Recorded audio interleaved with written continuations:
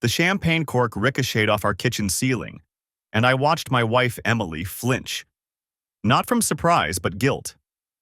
I'd seen that exact micro-expression 3 times in the past week, always when she thought I wasn't looking. "To 15 years at Branson and Associates," she announced, her voice pitched slightly higher than normal. "And to my promotion to senior marketing director." Our living room erupted in polite applause. 20-some colleagues from her firm crowded into our Denver townhouse, their designer suits and practiced smiles filling every corner. I raised my own glass from my position behind the kitchen island, playing the supportive husband while my stomach churned with something I couldn't quite name yet. "Speech! Speech!" someone called out. Emily laughed, that musical sound I'd fallen in love with 11 years ago, and stepped onto our coffee table in her Louboutins. The same shoes she'd claimed were a crazy splurge last month, but had somehow appeared in our closet without a credit card notification. I'd checked. Twice. "I couldn't have done this without the incredible support of my team," she began, and I noticed her eyes deliberately skip over me as she scanned the room. "Especially those who've been there for me during the late nights, the difficult clients, the moments when I needed someone who truly understood the pressure." Her gaze landed on a man I'd never seen before. Mid-30s, athletic build, wearing a suit that probably cost more than my monthly salary as a high school physics teacher. He smiled at her. Not the polite smile you give a colleague, but something intimate. Knowing. My hand tightened around my glass. "To new beginnings," Emily finished, and the room erupted again. I'd been married long enough to know that phrase. New beginnings was what people said when they were ending something else. The party continued around me in a blur of conversations about quarterly projections and market penetration strategies. I played bartender, refilled appetizer plates, and watched. Always watching. Emily moved through the crowd like a politician at a fundraiser, touching arms, laughing at jokes, but she kept orbiting back to him. The stranger who looked at my wife like he knew exactly what she looked like without that black cocktail dress. "You must be Tyler," a voice said beside me. I turned to find a woman in her 50s, sharp-eyed and holding a Manhattan. Her name tag read, Patricia Winters, VP of Operations. "That's me, the teacher husband." I tried to keep the bitterness out of my voice. "Emily talks about you." Patricia's expression was unreadable, though not as much as she used to. The honesty caught me off guard. "I'm sorry. My advice?" She leaned in conspiratorially, and I caught a whiff of expensive perfume. "Whatever you're thinking right now, you're probably right, and document everything." She walked away before I could respond, leaving me with those 8 words that confirmed every suspicion I'd been trying to ignore for 3 months. Document everything. The man, I'd mentally dubbed him the suit, was talking to Emily near our bookshelf. His hand rested on the small of her back, fingers splayed possessively over the fabric of her dress. She didn't move away. Instead, she angled her body toward him, creating a closed circle that excluded everyone else. I pulled out my phone and took a photo. Just a casual shot of the party, I told myself. Just documentation. "Babe?" Emily's voice cut through my thoughts. She'd materialized in front of me, her eyes slightly glassy from champagne. "This is Andrew Walsh. He's the new VP of Client Relations. Andrew, this is my husband, Tyler." So the suit had a name. "Great to finally meet you." Andrew extended his hand, and I shook it on autopilot. His grip was firm, confident, the grip of a man who'd already won. "Emily's told me so much about you." "Funny," I said, matching his smile with one of my own. "She hasn't mentioned you at all." Something flickered in Emily's expression. Panic, maybe, or calculation. "Andrew just transferred from our Boston office last month. He's been helping me prepare for the promotion." Among other things, I'm sure. The words came out before I could stop them. Andrew's smile faltered for half a second, but Emily's face went carefully blank. That professional mask she'd perfected over years of client meetings. Tyler's been under a lot of stress, she told Andrew, her tone apologetic. Budget cuts at school, you know how it is? She was already rewriting the narrative, already positioning me as the unstable one, the jealous husband who couldn't handle his successful wife. I'd seen her use this exact tactic with difficult clients: acknowledge the emotion, redirect the blame, maintain control. I need some air, I announced to neither of them in particular. I walked through our sliding glass door onto the back patio, letting the October chill bite through my shirt. Through the window, I watched Emily touch Andrew's arm, lean in close to whisper something. He nodded, concerned, and she glanced toward me with an expression I'd never seen before. It wasn't love. It wasn't even pity. It was annoyance, like I was an obstacle to be managed. My phone buzzed. A text from my brother Jason. How's the party? Emily finally introducing you to her work friends? I typed back, yeah, meeting lots of interesting people tonight. Another buzz. This time from a number I didn't recognize. Checker car, glove box, a friend. The party noise pressed against my skull. Laughter and clinking glasses and someone's Spotify playlist cycling through corporate-approved indie rock. I stood at the kitchen island, my phone warm in my pocket like a live grenade. Check the glove box. Emily materialized beside me, her hand landing on my forearm. You okay? You look pale. I studied her face, the slight furrow between her brows that could pass for concern, the way her eyes didn't quite meet mine. 11 years of marriage, and I could read her micro-expressions like physics equations. This wasn't worry, this was assessment. Fine, I said. Just tired, long week. I know. She squeezed my arm, already scanning the room over my shoulder. Just another hour, okay? Then we'll have the house to ourselves. The phrase landed wrong. Ourselves. As if that meant something anymore. She drifted away toward a cluster of colleagues near the bookshelf, and I watched her transform. Shoulders back, smile widening, voice pitching up half an octave into her professional register. Emily Caldwell, Senior Marketing Director. Always on. I pulled out my phone. The anonymous text sat there, stark and accusatory. I'd checked the number 3 times already. Unlisted. Could be anyone at this party. Could be Patricia Winters with her sharp eyes and sharper warning. Could be someone who knew exactly what I'd find. The rational part of my brain, the part that taught Newton's laws to bored sophomores, knew I should wait. Morning would come. The party would end. I could investigate calmly, methodically, without the chaos of 40 witnesses in my living room. But the other part, the part that had spent 3 hours watching my wife exchange loaded glances with Andrew Walsh, that had cataloged every casual touch and private smile, that part was already moving toward the front door. I grabbed my jacket from the coat rack. Emily's Audi was parked in the driveway, gleaming silver under the porch light. Her gym bag sat in the back seat. I could see it through the window, the same black Nike duffel she carried to yoga 3 mornings a week. The glove box. I tried the driver's door. Locked? Of course. Emily was meticulous about these things, about maintaining order and control. I pulled out my keys, found the spare she'd given me years ago for emergencies. My hand shook slightly as I unlocked the door. The dome light flooded the interior. Everything looked normal, too normal. The car smelled like her perfume, something expensive I couldn't pronounce. A yoga mat lay rolled in the passenger footwell. Reusable water bottle in the cup holder. NPR still programmed on the radio. I popped the glove box.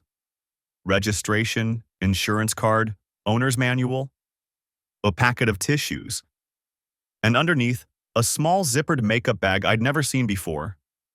My fingers felt numb as I unzipped it. Inside, travel-sized toiletries, a toothbrush still in its packaging, a sample bottle of men's cologne. Men's. The brand was something I didn't recognize, something that probably cost more than my monthly car payment. Beneath the toiletries, folded into a neat square, was a receipt from the Riverside Hotel, Austin, Texas. 3 nights, 2 weeks ago. The same weekend Emily had gone to that marketing conference. I stared at the paper, the numbers swimming. Premium King Suite. Room service charges. 2 bathrobes on the itemized list. The front door opened behind me. I turned, the receipt still in my hand. Andrew Walsh stood on the porch, his suit jacket slung over one shoulder, tie loosened. He'd stepped out for air, probably, or a phone call, or whatever excuse he'd given. His eyes went to the open car door, to me standing there with Emily's glove box contents spread across the passenger seat. For 3 seconds, we just looked at each other. Tyler. His voice was careful, measured. The same tone Emily used when she was managing a situation. Everything all right? I held up the receipt. Austin's nice this time of year. Something shifted in his expression. Not quite guilt, more like resignation. He'd been caught before, I realized. Knew the beats of this particular dance. Listen, he started. Don't. The word came out harder than I'd intended. Just don't. He stepped off the porch, hands raised in a placating gesture that made me want to break his perfectly straight nose. It's not what you think. The Riverside Hotel, October 4th through 6th. That's not what I think. Emily and I, we work closely together. The conference had breakout sessions that required 2 bathrobes. His jaw tightened. You should talk to your wife. I'm talking to you. I moved closer, the receipt crumpling in my fist. How long? Tyler, this isn't...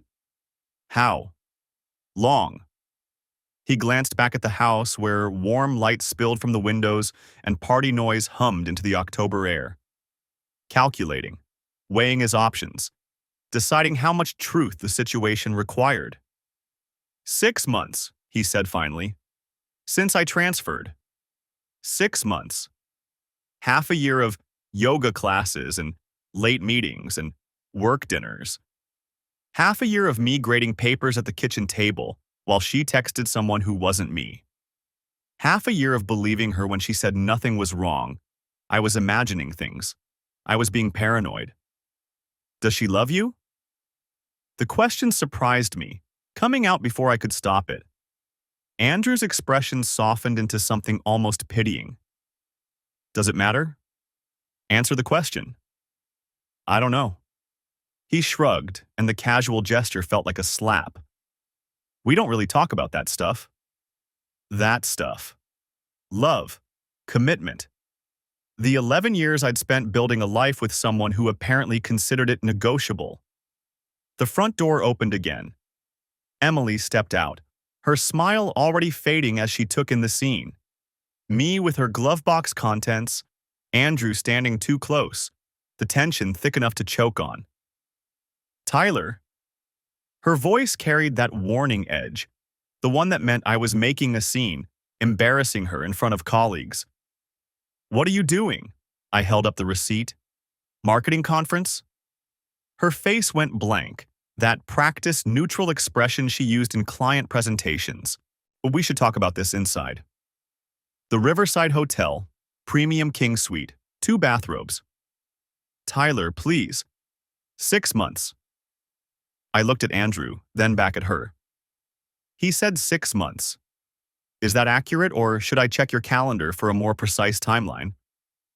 People were appearing in the doorway now, drawn by the raised voices.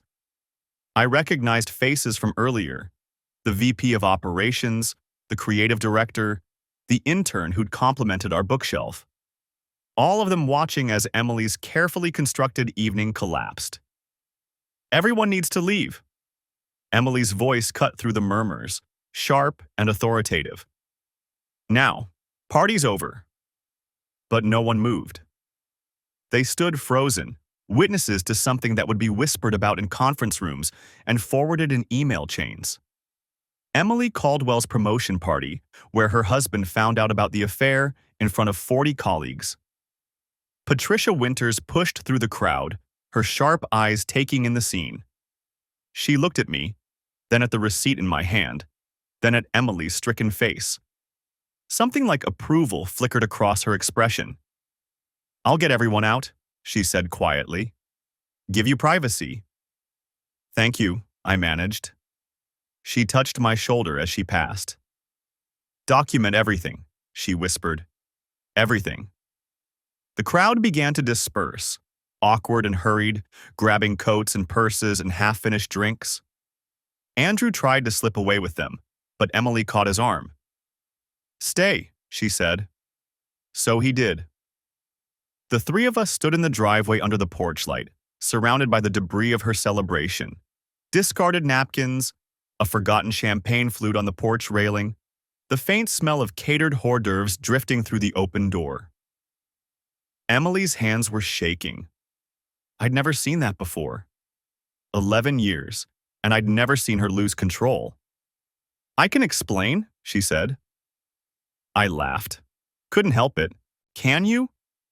"Because I'd love to hear how you explain a hotel receipt for a weekend you told me you were at a conference. How you explain 6 months of yoga classes that apparently involved his cologne in your glove box." "It's complicated." "It's really not." I turned to Andrew. "Leave." "Emily," he started. "Leave," I repeated. "Now. Before I forget I'm a physics teacher and remember I'm just angry."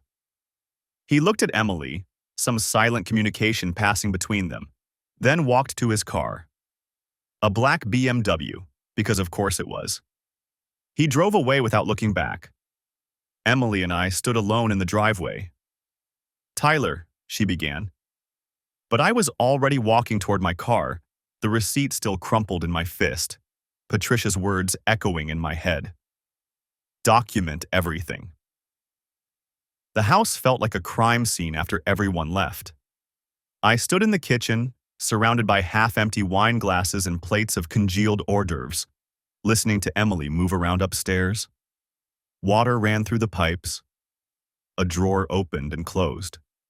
Normal sounds in a house that would never be normal again. I pulled out my phone and started taking pictures. The champagne bottles lined up on the counter, 7 of them, for a promotion that had probably been celebrated weeks ago in some hotel room in Austin. The catering receipt still on the island, 840 svalern for a party that was really just theater. Her purse on the chair by the door, the one she'd carried tonight, innocent and unaware that its twin was currently locked in my car with evidence of her other life. Patricia's voice echoed in my head. "Document everything." I opened the makeup bag from Emily's car and photographed each item individually. The cologne bottle, Tom Ford, $250 easy. The hotel receipt from the Fairmont, room 1847, 3 nights, incidentals totaling $340. I zoomed in on the dates. October 3rd through October 6th. The same weekend she'd texted me photos of her boring conference dinner and complained about the keynote speaker. My phone buzzed. Another text from the unknown number. "Check her laptop. Password is your anniversary, but backwards." I stared at the message. Whoever this was knew too much. The wrongness of it crawled up my spine. Someone watching, feeding me breadcrumbs, orchestrating this exposure. But I was already in it now, already standing in the wreckage of my marriage with champagne-drunk guests, probably texting each other about the spectacle in the driveway. Emily's laptop sat on the built-in desk in the kitchen nook, right where she always left it. I flipped it open. The login screen glowed in the dim room. Our anniversary was June 14th, 2013. I typed 3102-4160. The desktop loaded. Her email was already open. She never logged out at home. I scrolled through the inbox, past client updates and marketing reports and calendar invites. Nothing obvious. But there was a folder I'd never noticed before, labeled Q4 Strategy. I clicked it. The emails went back 6 months, exactly like Andrew had said. But they weren't love letters. They were logistics, hotel confirmations, flight itineraries, restaurant reservations. A spreadsheet titled Conferences 2024 that listed 8 different cities, dates, and color-coded columns I couldn't immediately decipher. Then I saw one from 3 weeks ago, from Emily to Andrew. Changed yoga schedule to Tuesdays and Thursdays, 6 to 7:30 p.m. Gives us the window we discussed. Yoga. She'd started going to yoga in August, right after some work trip to Dallas. Said she needed to de-stress, that the promotion track was killing her back. She'd bought a $90 mat and expensive leggings and came home twice a week glowing and relaxed, smelling like sandalwood and sweat. I'd never questioned it. The water stopped running upstairs. Footsteps crossed the bedroom floor. I forwarded the entire Q4 strategy folder to my personal email, then cleared the sent folder. Closed the laptop, stood there with my heart hammering against my ribs, wondering what kind of person I was becoming. The kind who snuck through his wife's computer based on anonymous tips, who photographed evidence like a private investigator, who was already thinking 3 moves ahead to divorce attorneys and asset division. Emily appeared at the top of the stairs in her robe, face scrubbed clean, hair pulled back. She looked younger without the makeup, vulnerable in a way that made my chest ache despite everything. "We should talk," she said. "Now you want to talk?" She came down slowly, one hand on the railing. "Tyler, I know you're angry." "Angry?" I laughed, sharp and bitter. "That's what you think this is? What do you want me to say?" She reached the bottom of the stairs, keeping distance between us. "That I'm sorry?" "I am." "That it meant nothing?" "It didn't." "That I was going to end it?" "I was." "When? After Austin? After Dallas? After whatever other cities you've got color-coded in your little spreadsheet?" Her face went still. "You went through my computer." "Someone told me to." "Someone? What are you talking about?" I pulled out my phone and showed her the texts. The one about the glove box. The one about the laptop. She read them with her marketing director face on, the one that gave nothing away. "I don't know who that is," she said finally. "But you know what they're talking about." She handed the phone back, walked to the kitchen island and poured herself a glass of water from the filtered pitcher, taking her time. When she turned around, she'd assembled herself into something harder. 6 months, she said. It started in April at the Boston Summit. We were both drunk. It was stupid. We said it wouldn't happen again. But then he transferred here and you decided to make it convenient. It's not like that. Then what's it like, Emily? Explain the yoga schedule email. Explain the conferences that line up perfectly with hotel receipts. Explain how you looked at him tonight. She flinched. How did I look at him? Like I wasn't in the room. Like I haven't been in the room for months, maybe years, and I was too stupid to notice. You're not stupid. Her voice cracked slightly. Tyler, you're not.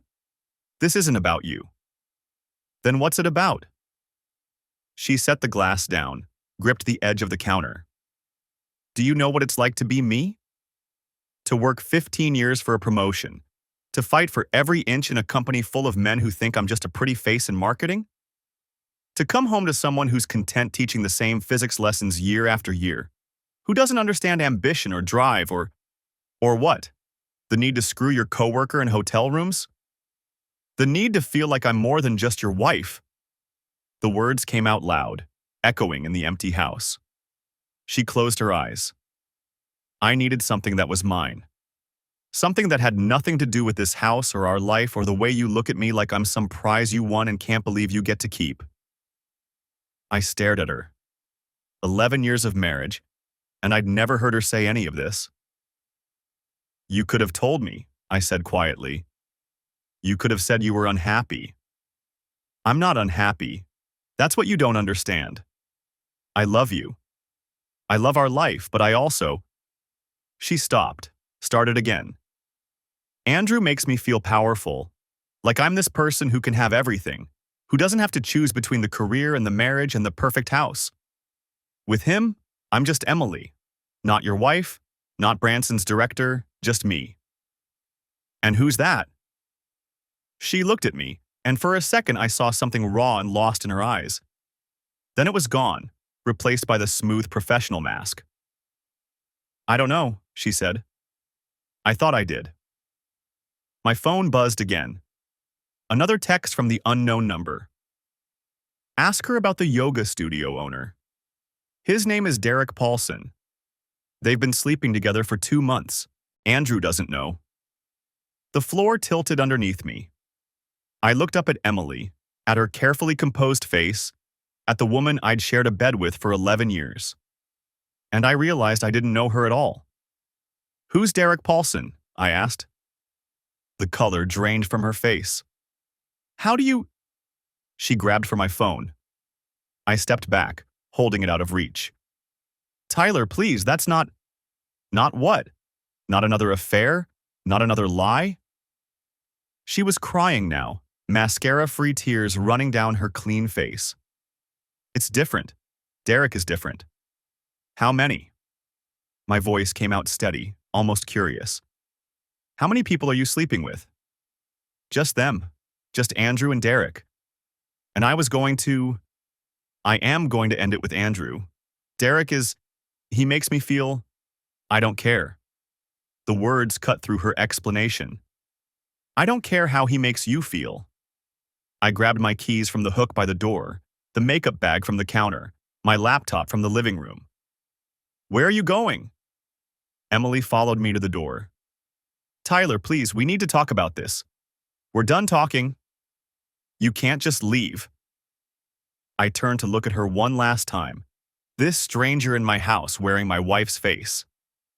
Watch me.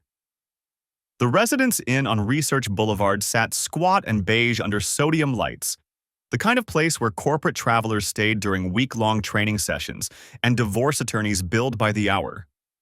I'd driven there on autopilot, my hands steady on the wheel, even as my mind cataloged everything I'd learned in the past 4 hours.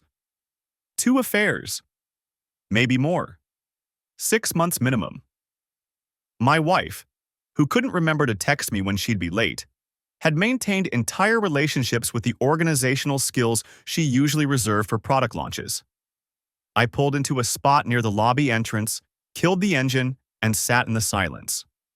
My phone showed 11:47 p.m. The family group chat had exploded after I'd ended the live stream.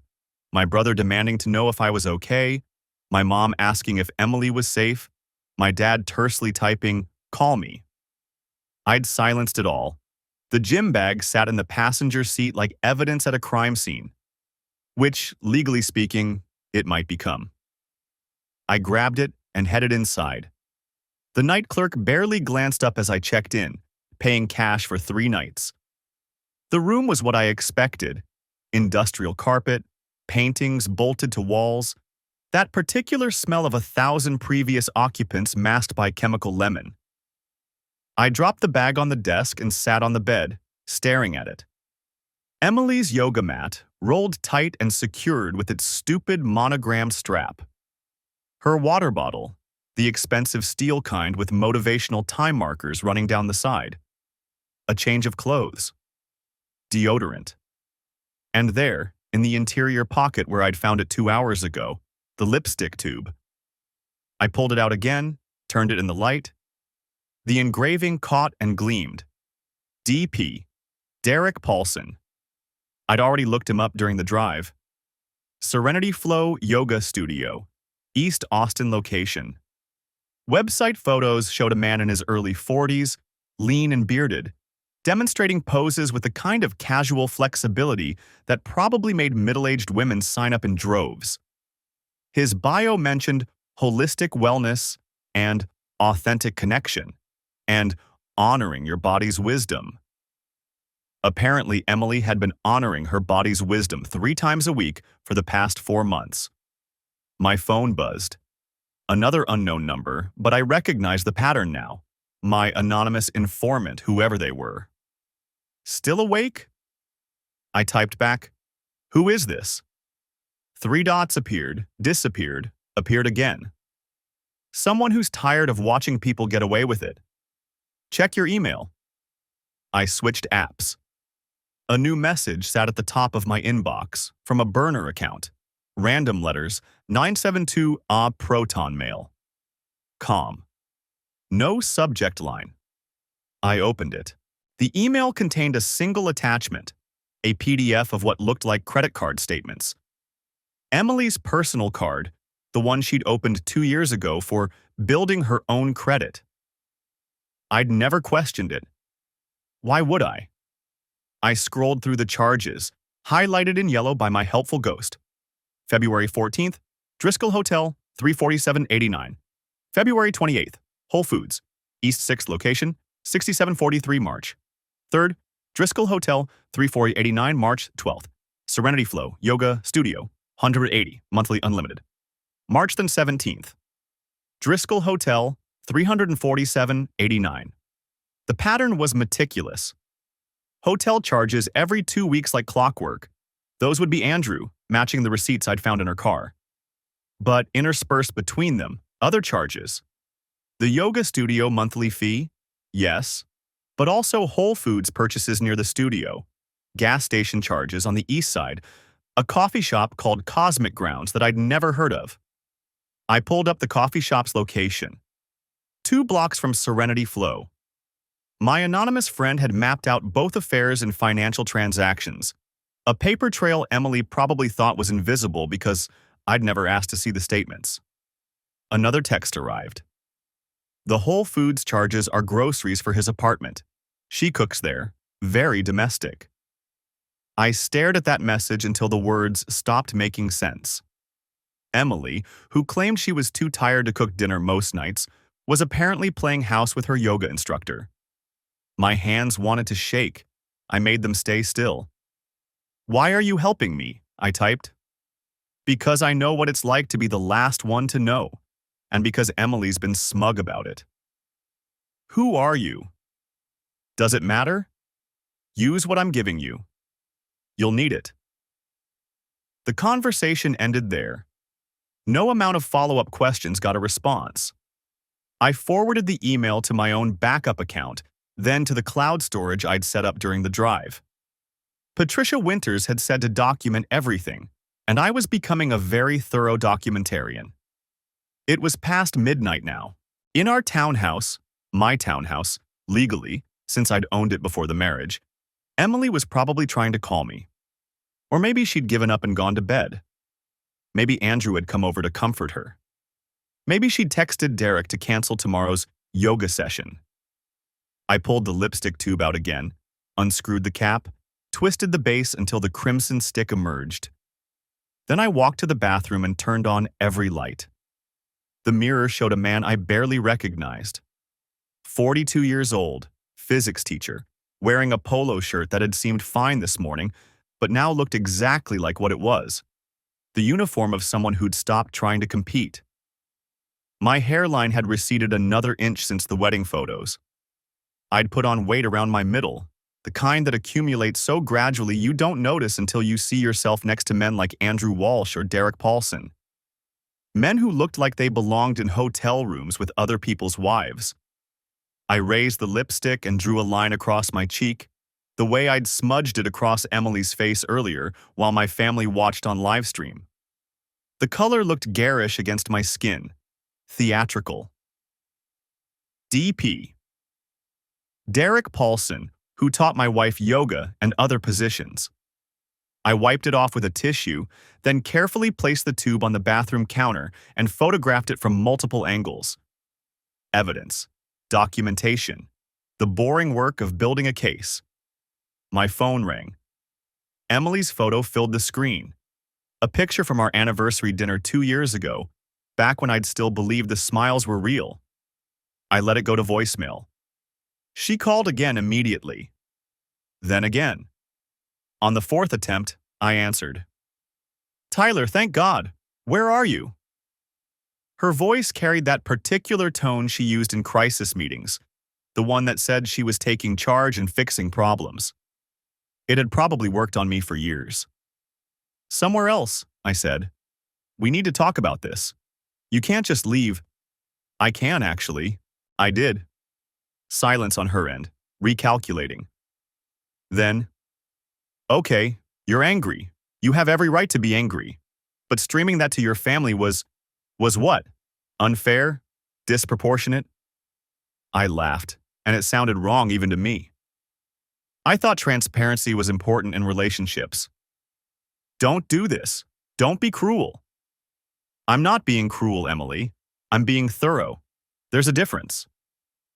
I could hear her breathing, could picture her pacing in our bedroom, working through her options.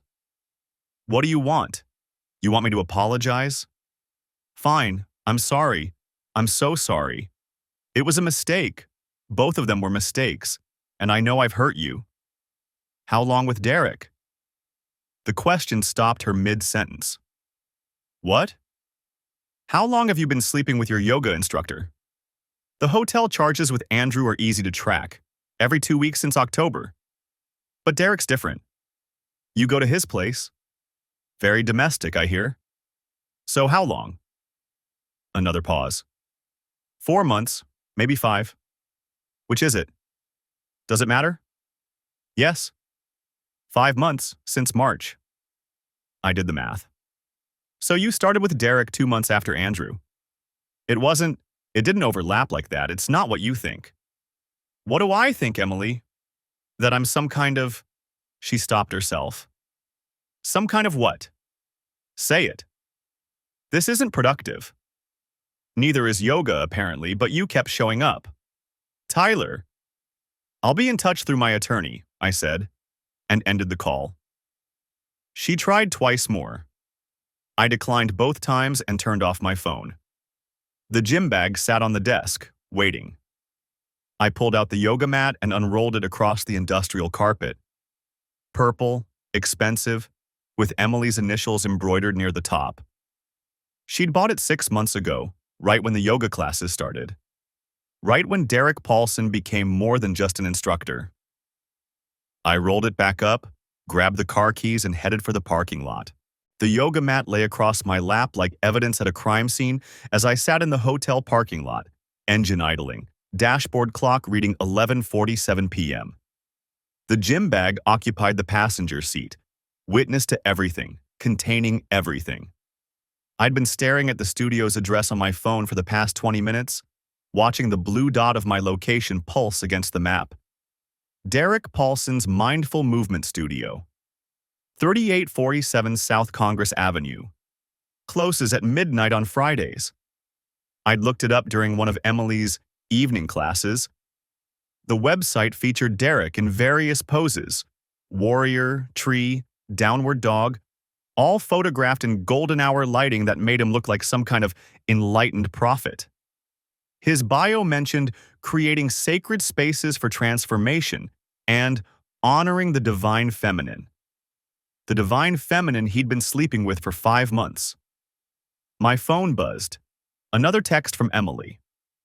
Please come home. We need to talk about this like adults. I deleted it without responding. She'd sent 14 messages since I'd left the house. The progression had been predictable. Confusion, then anger, then bargaining, now this pseudo-reasonable approach. I recognized the marketing strategy. She was A/B testing her messaging to see what got a response. Nothing would get a response. The anonymous number hadn't contacted me again since sending the credit card statements. I'd studied those documents for hours, cross-referencing dates with Emily's calendar, matching the Austin hotel charges to her conference, tracking the pattern of charges at restaurants I'd never heard of. Dinner at Uchi. Drinks at the Roosevelt Room. Brunch at Jacoby's. All the places she'd never suggested we go together.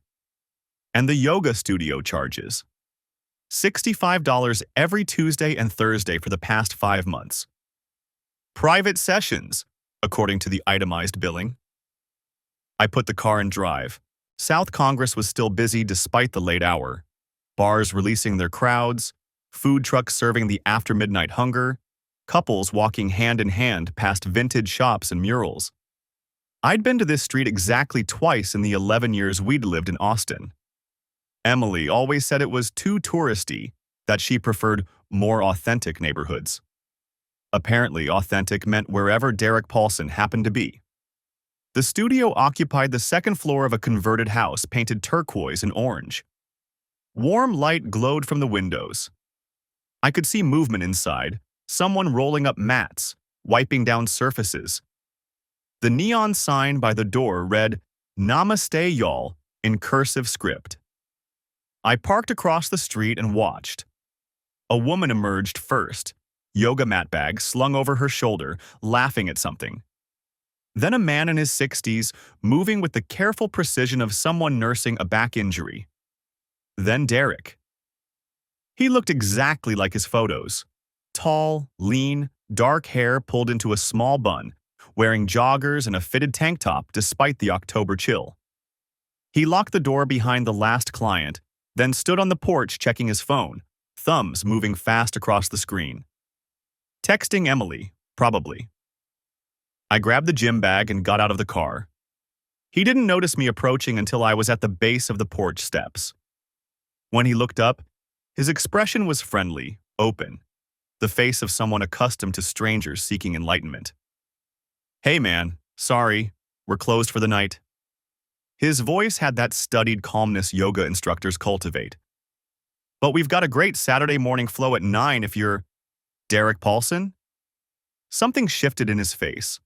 Not quite recognition, but awareness that this wasn't a potential client. "Yeah, do I know you?" "No, but you know my wife." I climbed the steps, watching him process this, watching the friendly openness drain away. "Emily Caldwell, though I'm guessing she didn't mention being married during your private sessions." He took a step back. "Look, I don't know what..." "Don't," I cut him off. "I'm not here for explanations or apologies or whatever script you're running through your head right now." I unzipped the gym bag and pulled out the blouse, the one with the crimson lipstick smear on the collar. "This is hers. From last Tuesday, I think, after your evening class." I watched his eyes track to the stain, saw the recognition. "And this," I pulled out the lipstick tube, the one with his initials engraved on the bottom, "is yours. She had it in her bag. Sweet gift. Very personal." The color had drained from his face. "Jesus, I didn't..." "She said she was separated, that it was just paperwork at this point." "Of course she did." I felt something cold settle in my chest. "Let me guess. Unhappy marriage, husband who didn't understand her, growing apart for years, just waiting for the right time to make it official." He didn't answer, which was answer enough. "Here's what's going to happen." I set the blouse and lipstick on the porch railing between us. "I'm leaving these with you. Consider them a gift. Evidence of your sacred space for transformation. What do you want?" His voice had lost its practiced calm. "I want you to know that I'm sending documentation of everything to your business email. Credit card statements showing 5 months of charges, hotel receipts, text message logs. Yeah, I've got those too, thanks to our phone plan's cloud backup." I hadn't actually checked the text logs yet, but I would. "I want you to know that Emily's husband, that's me by the way, Tyler, isn't going to quietly disappear while you and my wife pretend this is some kind of spiritual connection. I never meant, nobody ever means to." I pulled out my phone and opened the camera. "Smile." "What are you doing?" "Documenting." I took 3 photos, Derek on his porch, the blouse and lipstick between us, his face registering exactly what this was. My lawyer's going to appreciate the visual aids. "You can't just..." "I can. I am." I pocketed the phone and reached back into the gym bag for the yoga mat. Emily's mat, the expensive purple one she'd bought after her first class with Derek. The one she'd rolled and unrolled hundreds of times, creating her own sacred space. I unrolled it across the porch. "What the hell are you..." I pulled out my keys. "Wait, stop." The first cut was the hardest.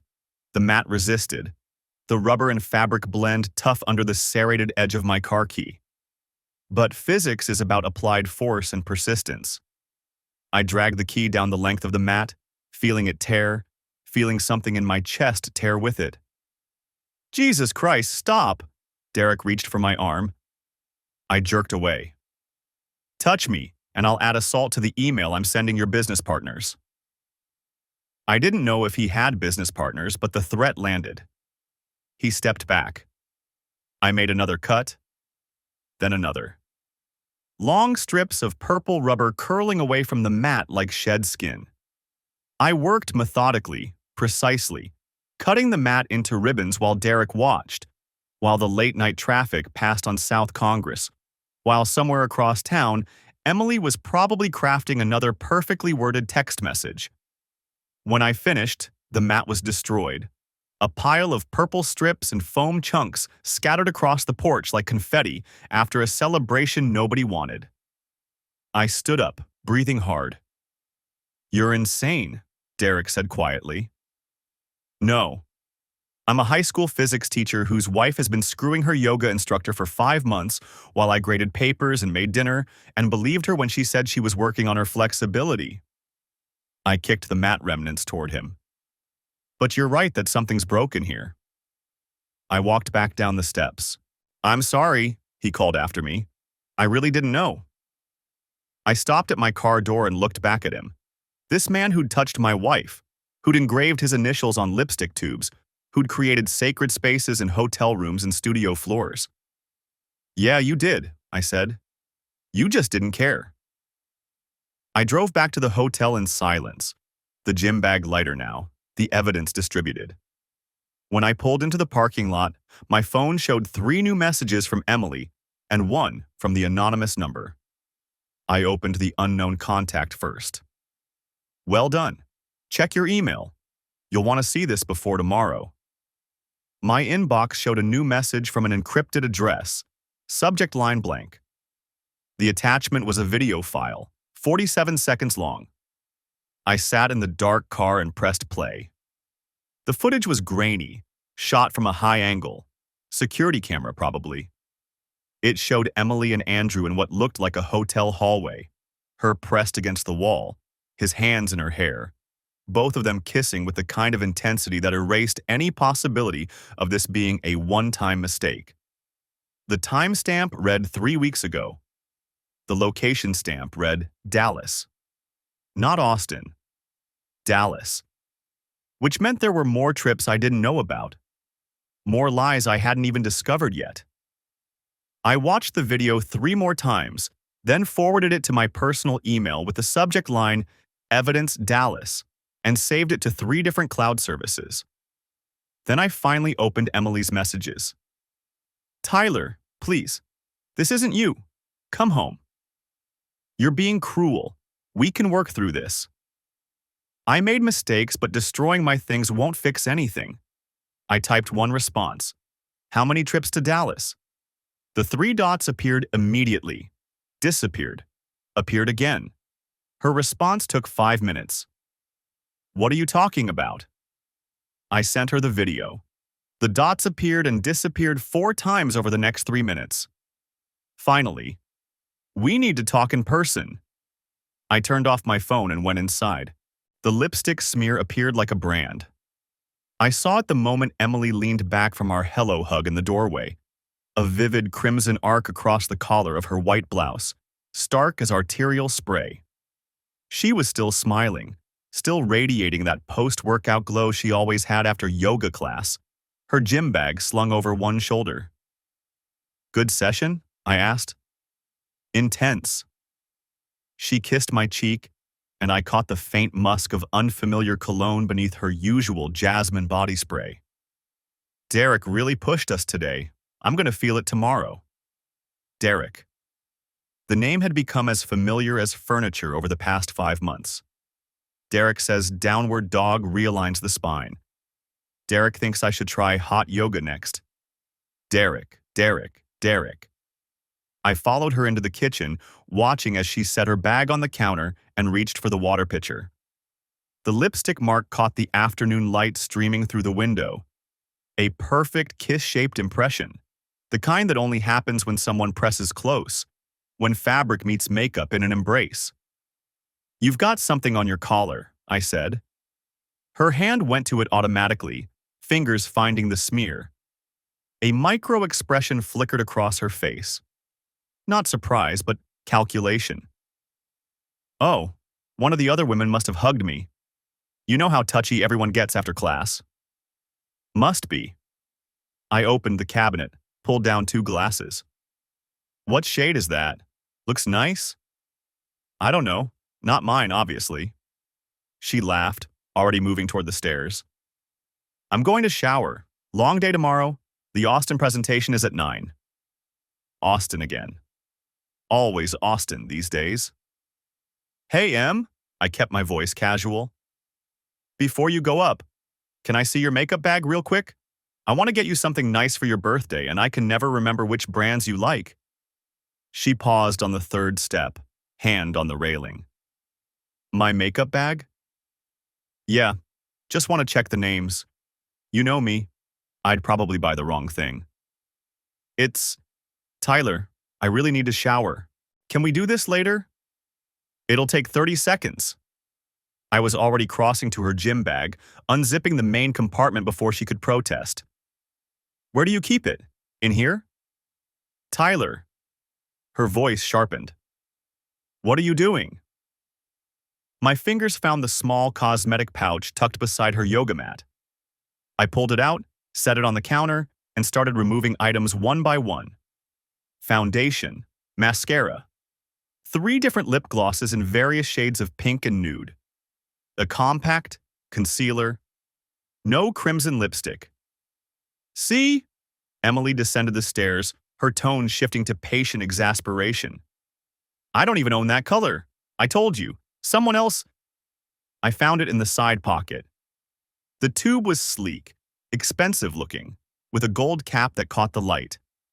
I twisted it open. The color was an exact match to the smear on her collar, a deep, vivid crimson that screamed confidence and intent. "Huh," I said. "What's this?" Emily went very still. I turned the tube in my fingers, examining it from all angles. That's when I saw them. 3 small initials engraved near the base in elegant script. D.P. Derek Paulson. The physics teacher in me appreciated the elegance of it, the way evidence accumulates, the way facts arrange themselves into undeniable patterns. The husband in me wanted to put the lipstick back, zip the bag closed, pretend I'd never looked. I did neither. Instead, I walked to where Emily stood frozen at the base of the stairs and held the tube up to her collar, comparing the shade. Perfect match. The crimson on the metal was identical to the crimson on the fabric. "Weird coincidence," I said. "You don't own this color, but here it is in your bag, with someone else's initials on it." "Tyler, I can explain." "I'm sure you can." I moved past her, heading for the bathroom. "Let's see how it looks on you." "What are you—" "Tyler, stop." I was already in the bathroom, phone out, opening the family group chat. My parents, her sister, my brother. 13 people total who'd celebrated our wedding 11 years ago, who sent anniversary cards every October, who believed in us. I hit the video call button. Emily appeared in the doorway as the first person picked up, my mother, her face filling the screen with concern. "Tyler? What's wrong?" "Nothing's wrong, Mom. Just want to show everyone something. Hey, can you get Dad? And can someone loop in the others?" "Tyler." Emily's voice was low, urgent. "Don't do this." More faces appeared on screen. Her mother, my father, her sister Rachel, frowning in confusion. I propped the phone against the bathroom mirror, angling it so they could see both of us. "Thanks for joining," I said. "This'll be quick. Emily just got back from yoga class and I found something interesting." I uncapped the lipstick tube, holding it up to the camera so they could see the initials engraved on the base. DP. I read aloud. Anyone know what that stands for? Tyler, please. Emily reached for the phone, but I blocked her with my shoulder. It stands for Derek Paulson, Emily's yoga instructor. I turned to her, tube in hand. The one who's been pushing you so hard in class. The one you can't stop talking about. What is this? Rachel's voice came through the speaker. Tyler, what's going on? Let me show you. I grabbed Emily's chin, not rough, but firm enough that she couldn't pull away, and smeared the lipstick across her cheek in a broad crimson streak. She gasped, tried to jerk back, but I held steady. This is the same shade that was on her collar when she came home, I said to the camera. From her yoga class, where apparently they practice very close contact poses. Oh my God. That was Emily's mother, her voice thin with shock. I released Emily's face and held up the tube again, rotating it so the initials caught the light. Engraved, custom, the kind of gift you give someone special, someone who matters. Emily's face had gone white beneath the crimson smear, her eyes wide and wet. It's not. You're making it seem like what? I asked. Like you're having an affair with your yoga instructor? Like you've been lying about where you go twice a week? Like you let him mark you with his lipstick and didn't even bother to check before coming home? The screen had gone silent. 13 faces staring in various states of horror and disbelief. Tyler, my father's voice, heavy with something I couldn't name. Son, maybe you should. She's been sleeping with him for 5 months, I continued, my voice steady despite the rage building in my chest. 5 months of yoga classes in Austin. 5 months of lies. And before anyone asks, yes, I have proof.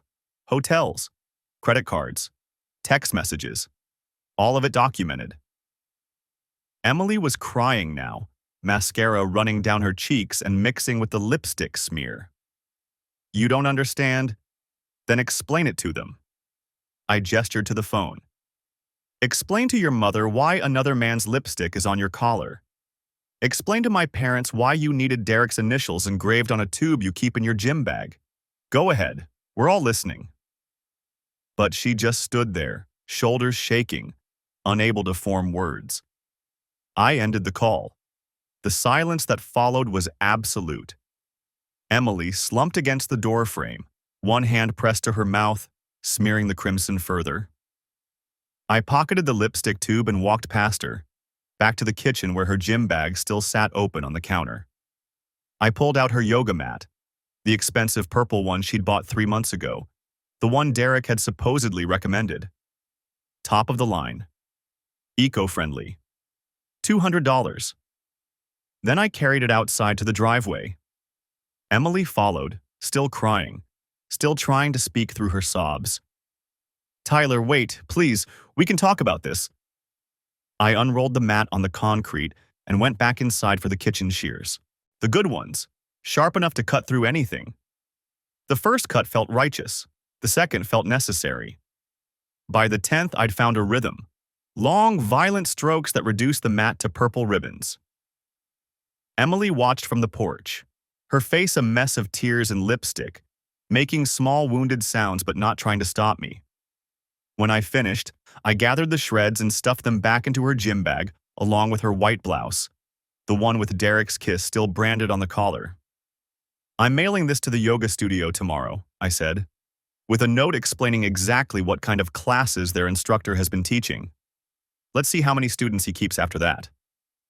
They'll ban me, Emily whispered. Good.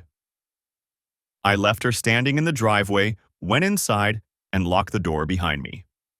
6 months later, the divorce papers arrived on a Tuesday, which felt appropriate somehow. Tuesdays had been Emily's yoga days. I signed them in my new apartment, a modest 1-bedroom in North Austin, close enough to the high school that I could bike to work on good days. The place was small, quiet, and completely mine. No ghosts of shared memories hiding in closets. No echoes of arguments in empty rooms. Emily got the townhouse. I got my retirement account, my car, and my self-respect back. The settlement took 4 months to finalize, expedited by the mountain of evidence I'd provided. Hotel receipts, credit card statements, text message logs, and yes, that security footage from Dallas. Her attorney had looked at the documentation and advised her not to contest anything. Patricia Winters had been right. Documentation was everything. I never found out who my anonymous informant was. The number went dead 2 weeks after that night, messages bouncing back as undeliverable. Sometimes I wondered if it was Patricia herself, tired of watching Emily's smugness. Sometimes I thought it might have been Andrew's wife. Yes, he'd been married too, a detail that came out during the divorce proceedings. In the end, it didn't matter. Whoever they were, they'd given me the truth when I needed it most. Emily married Derek 8 weeks after our divorce finalized. I saw the announcement on social media, a small ceremony in Sedona, very spiritual, very authentic. She looked happy in the photos, or at least she looked like someone performing happiness for an audience. Maybe that was the same thing for her now. Andrew transferred back to Boston. The affair had cost him his marriage and nearly his job.